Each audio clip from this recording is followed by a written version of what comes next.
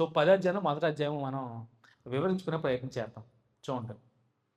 So మొదటి అధ్యాయము జ్ఞాపకం చేసుకుందాం, చదువుకుందాం.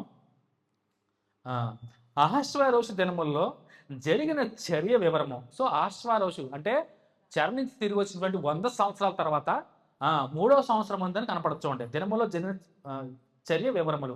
హిందూ దేశము అంటే ఇది మన భారతదేశం. సో మన భారతదేశం ప్రస్తావన ఈ ఎస్తేరు గ్రంథం పుస్తకంలోనే, ఈ ఎస్తేరు పుస్తకంలో కనపడుతుంది. సో హిందూ దేశం అంటే మరొక పేరు భారతదేశం. సో హిందూ దేశం మొదలుకొని కూషు దేశం వరకు, ఈ కూషు దేశమే ఇథియోపియా, ప్రజెంట్ ఇప్పుడు ఇథియోపియాగా పిలువబడుతుంది. సో 127 సంస్థానాలకు అహశ్వేరోషు ఏలెను. ఆ కాలమందు రాజైన అహశ్వేరోషు శూషను కోటలో నుండి రాజ్యపాలన చేయుచుండగా తను ఏలుబడి యందు 3వ సంవత్సరమున తన అధిపతులందరినీ సేవకులను విందు చేయించెను. సో 3వ సంవత్సరంలో ఆయన ఏం చేశాడు? విందు చేయించాడంట.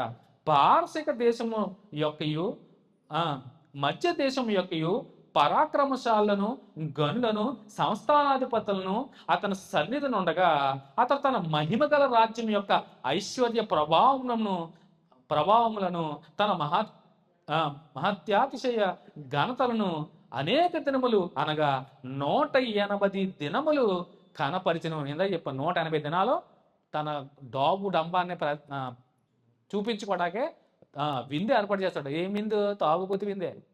తినడం తాగడం ఈ 180 దినాలు కూడా, 180 రోజులు అదే జరుగుతుంది.